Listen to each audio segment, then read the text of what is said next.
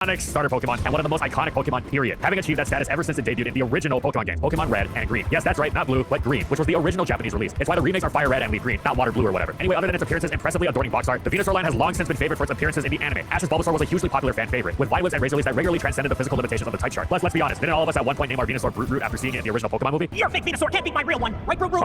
Even though it loses to the OP clone Venusaur, it stuck with us. We've got a lot of competitive history to go over today, so without any further ado, let us ask the question, how good was Venusaur actually?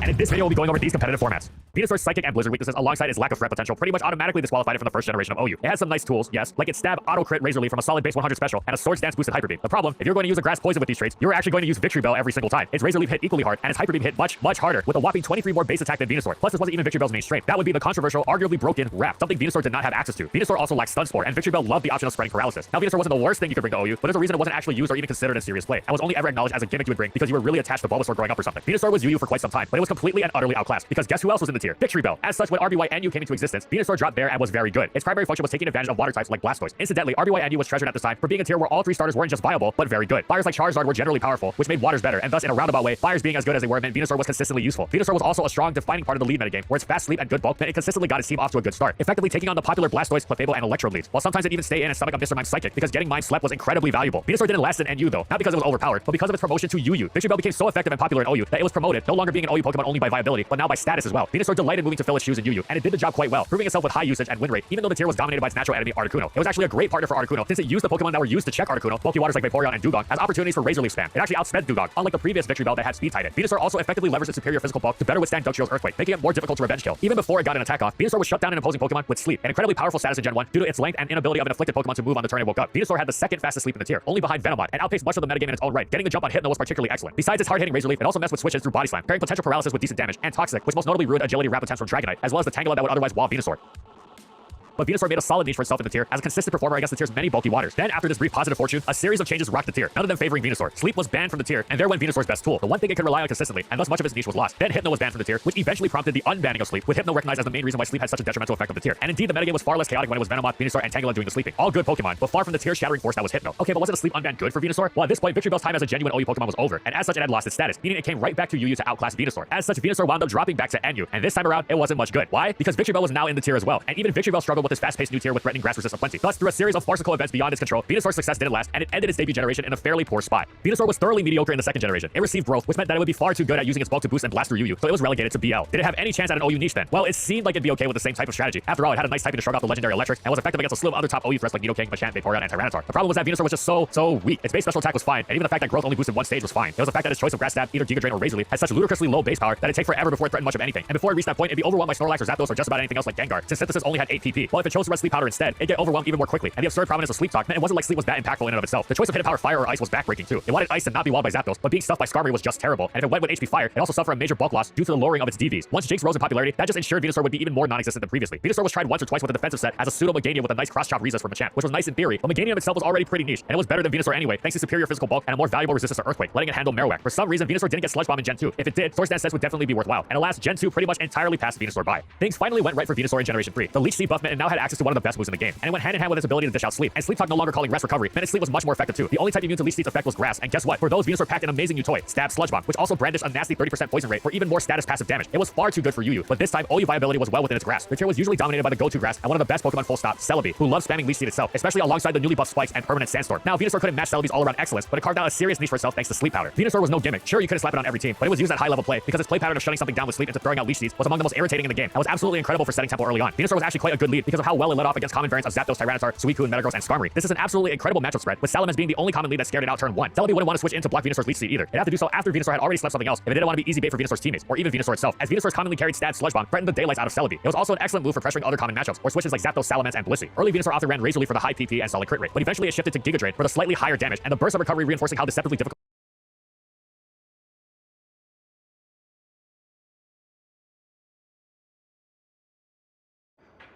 The YouTube Music app has ad-free playlists just for your ears.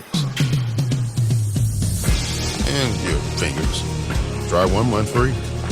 it could be to KO. HP Fire was a great choice to chip away at Metagross, Jirachi, and Skarmory, but if these steals were dealt with, as they often were on the Skarmory Magneton teams Venusaur wound up finding itself performing on most consistently, then Venusaur could slot in Roar, which made it even more devastating, as along Spikes and Leech Seed, it was already a switch move forcing Nightmare, and this exacerbated things wonderfully. At first, Venusaur was largely focused on bulk, but it eventually got faster and faster to outrun offensive Suicune, and this took its game to the next level, giving it more and more opportunity to fire off its sleeps and leashes, and stabs even at low health. As such, Venusaur was one of the best BL Pokemon to use in Gen 3 OU. Venusaur was largely overlooked through much of Generation 4 OU by virtue of the newcomer Roserade completely overshadowing it, but towards the end of the generation, Venusaur was discovered to have its own niche, thoroughly distinct from Roserade's, not outclassed whatsoever, because it was much physically bulkier, which let it take on the likes of Tyranitar, Gyarados, and Breloom, a major advantage over its competition, while still dealing with electrics and special attacking waters and grasses as Roserade would. In these early stages, Venusaur often paired with its best friend from UU, Milotic, another rising star, and the two took on a great deal of the metagame, beautifully anchoring the balance teams they were used on. Once again, Venusaur used Sleep Powder and Leech Seed to great effect, while also brandishing new tools like Sludge Bomb coming off of its far superior special attack stat in the light of the new physical special split, as well as a much improved Grass stat in the hard-hitting Leaf Storm, capable of thrashing something like offensive Suicune even after a Calm Mind boost, especially if Ice Beam knocked Venusaur into Overgrow range. Grass Knot was also a solid alternative for consistency against T-Tar and Gyarados, though it meant Venusaur struggled against substitute variants of Rotom Appliance. Venusaur was a legitimate part of many great teams, used to success at the highest level of tournament play for many years, one of the best non-OU Pokemon to use in OU, both specially and physically defensive sets shiny. Some players even used Lee's physical defense Venusaur to totally dominate Machamp Leads. Then Clefable began dominating the tier. Venusaur's Leech Seed shenanigans were shut down completely, and its niche largely dissipated. It still had potential though, as Sleep was as fierce as ever, and its access to knockoff meant it could actually bait and mess with Clef quite well. It was mostly overlooked, but the skills lay there for any player willing to give it a shot. Now we mentioned Venusaur's UU best friend Milotic, and yes indeed, this means that Venusaur was UU. It wasn't just in the tier though, it was the single best Pokemon around. Milotic was right behind it at number 2, and the two paired to take on an absolutely enormous swath of the metagame. Milotic itself was absolutely monstrous to deal with for offensive teams, a nigh impenetrable wall that also pressured most threats immediately and effortlessly, except Venusaur. Venusaur was the single best Pokemon at switching into Milotic, shrugging off Surf, unafraid of Toxic, and quite capable of dealing with Ice Beam, even on offensive sets. Many sets ran Synthesis, and would easily undo the damage as Milotic switched. Once Venusaur had its entry on this top tier threat, or many others, but Milotic was by far the biggest, it proceeded to absolutely dominate nearly everything in sight. Its stabs absolutely massacred so much of the tier, with most common grass resist like Arcanine adamantly refusing to switch into Sludge Bomb. To poison resistant grounds, of course, terrified of Leaf Storm. Oh, and what about Registeel, Chansey, Clefable? Yeah, those got slapped and removed by Dugtrio, or pressured by other teammates like Nyx, Blaziken, or Specs Moltres, looking for a free switch. Because Venusaur wasn't just a threat on its own, it enabled its teammates beautifully both through its Milotic countering and shutting down of an opponent through sleep. Alternatively, Reggie, Chansey, and Clefable just lose one-on-one to Swords Dance and Nyx Venusaur. And actually, it's only specially defensive Clefable that takes standard special life for Venusaur. The others got blown away, and even special defense Clefable had to be very careful with its health, lest it fall into range of the combination of Sludge Bomb and Leaf Storm. Venusaur was an effortless threat to begin with, but then you throw in its incredible set variety, and it truly became the king of the tier, capable of slotting onto nearly any team and performing incredibly well. We mentioned the special attacker, which by and by can run Black Sludge as its item and make up for the loss of power by reinforcing the longevity, which gives it opportunities to fire off its attacks, as well as the mix and SD variants already. Venusaur also excelled at utility with both physically and specially defensive sets. They still naturally hit offensive threats hard a la Milotic, and the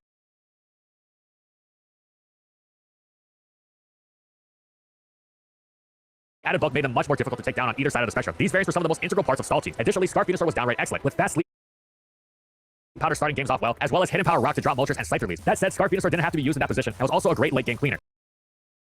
The only true Venusaur counter was Weezing, and even then it was a very specific variant of Weezing, especially defensive Rest Talk. A fine set to be sure, but this was incredibly limiting. Venusaur was so good, so incredibly popular, that it single-handedly nullified Toxic Spikes as a strategy in UU. The strategy was so often a waste when Venusaur was absolutely everywhere to absorb the T-Spikes on entry, and thus they were almost never seen. Venusaur's excellence extended to an immense difficulty in being countered reliably, an issue exacerbated by the incredible ease with which it hit the field, and thus there were times where some top players wanted it suspect tested. This never came to pass though, and Venusaur continued to reign as the king of the 4th generation of UU. Generation 5 bestowed upon Venusaur the Chlorophyll ability, and seeing as Permanent Sun was making its OU debut, Venusaur rocketed into OU proper for the first time ever. It was the Sun Sweeper. Yes, there was Volcarona, and there were other Chlorophyll users like Lilligant and Sawsbuck, and even things like Flame Charge, Heatran, and Scarf Victini and Darmanitan, but Venusaur was it. Well, at first it was Blaziken, but that got banned pretty quickly on account of being absurdly broken, and then Venusaur was it. The best Sun teams ever were never seen without it. It was too good, single-handedly justifying the use of Sun with how effortlessly it converted a Wand Weather War into a Wand Battle. Venusaur was an utter terror in Sun, especially with the help of its teammate Dugtrio to remove Heatran. Yes, Venusaur could run Earthquake, but it was generally a waste, especially when its move pool was overcrowded for options already. Those options, by the way, absolutely killer. Sleep Powder was nightmarish with Generation 5 sleep mechanics, and Venusaur's best set didn't even run it. Growth had been buffed to boost both attack and special attack in Gen 5, unless it was in the Sun, in which case it gave both stats +2, while the prospect of mixed attacking seemed appealing. Venusaur was at its best when going pure special, and it reveled in basically having received Nasty Plot alongside 3 attacks: Grass Stab, Sludge Bomb, and HP Fire. In Black and White 1, the Grass Stab was Energy Ball, since Giga Drain was incompatible with Chlorophyll, and this was already terrifying, but then in Black and White